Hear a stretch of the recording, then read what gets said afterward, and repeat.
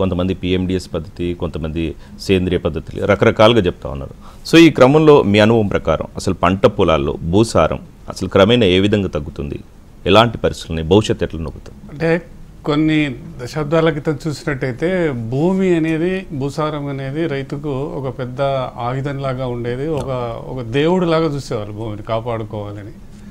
ఇప్పుడు కూడా అంతర్జాతీయ నేల భూసార దినోత్సవంలో ముఖ్యం ఏంటంటే మానవ జాతి పెరుగుదల కానీ అభివృద్ధి కానీ రేపు సస్టైన్ కావాలన్నట్టయితే తప్పనిసరిగా ఆహారమే కావాలి.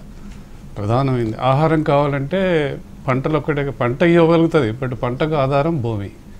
కానీ రాను రాను మార్పు ఏ విధంగా జరిగిందంటే భూమిని కేవలం ఒక మెకానికల్ సపోర్టు, పంటకు ఏర్లను పట్టుకొనడానికి పనికొచ్చేటువంటి సాధనంగా చూస్తున్నారు. కానీ భూమికి జీవం ఉన్నది, భూమిలో రకరకాల జీవాలు అంటే జీవులు నివసిస్తుంటాయి, వాటి వల్ల భూసారం పెరగటం అవుతుంది. కాబట్టి భూమిని ఒక జీవం ఉన్నటువంటి వ్యక్తిగా కానీ గమనించినట్టయితే, ఆ విధంగా ఆలోచించినట్టయితే ఈ భూసారం మీద మళ్ళీ తిరిగి రైతుల యొక్క ఆలోచన మారుతుందన్నది ఒకటి. మరి భూసారం పెరగకపోతే ఇంతకుముందు అన్నట్టుగా చాలామంది పంట ఆరోగ్యంగా రాదు, భూమి సరిగ్గా లేకపోతే, ఆరోగ్యం లేకపోతే పంట ఆరోగ్యంగా ఉండదు, పంట ఆరోగ్యంగా లేకపోతే మానవాళికి ఆరోగ్యం ఉండదు. చాలా రకాలకు అనారోగ్యాలకు రకరకాల కారణాలు ఎన్ని చెప్పినా కానీ తప్పనిసరిగా మనం తింటున్న ఆహారంలో రకరకాల కలుషితాలే ఒక ప్రధాన కారణం అనేది, అది కూడా ఒక కారణం అనేది అందరికీ తెలిసి వచ్చింది.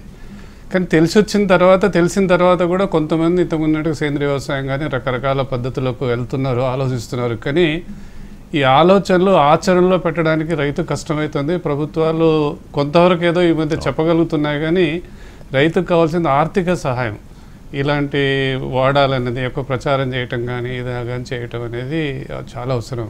కాబట్టి అంతర్జాతీయ నేల భూసార సమస్య ఈ సందర్భంలో నేను రైతులకు కోరేది ఏంటంటే, మీ ఆలోచనలు ఆచరణలో పెట్టడానికి ప్రయత్నం చేయండి. మన పూర్వీకులు కానీ మనకు అవపడ్డటువంటి తాతల తండ్రులు వ్యవసాయంలో ఎలాంటి చేసేది. ఇప్పుడు వ్యవసాయం కేవలం వాణిజ్యపరంగా చూడమన్నాం, కానీ మరీ ఇంత వాణిజ్యపరంగా పశువుల పెంపకం లేదు, సేంద్రియ ఎరువులు అంటే కష్టం, అన్నీ కేవలం డబ్బు ఖర్చుతోనే ఆలోచిస్తున్నారు. కానీ నేలను కాపాడుకోగలిగితే, 10 రూపాయలు ఖర్చు పెట్టి నేలను కాపాడుకుంటే రేపు మనకు భవిష్యత్తు, మన పిల్లలకు ఒక భవిష్యత్తునిచ్చేటువంటి ఒక సాధనంగా నేల మిగులుతుందన్నది గమనించాలి. ఈరోజు ఖర్చును ఆలోచించకండి, దయచేసి ముందు తరాలకు భూమి మీద ఎంత పెట్టుబడి పెట్టినా, ఎంత ఖర్చు పెట్టినా రేపు అది మనకు తిరిగి రెట్టింపు ఆదాయాన్ని ఇవ్వగలుగుతుందనేది మనం గమనించాలి.